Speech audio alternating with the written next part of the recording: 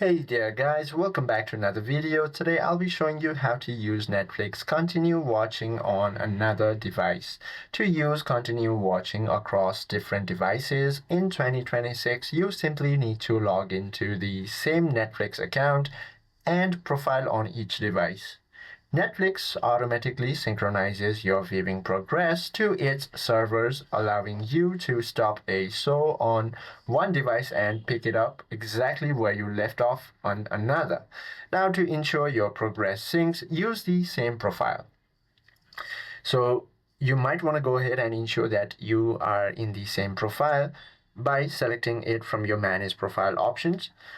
And also ensure autoplay next episode is enabled if you want the next episode to be ready for you on all devices.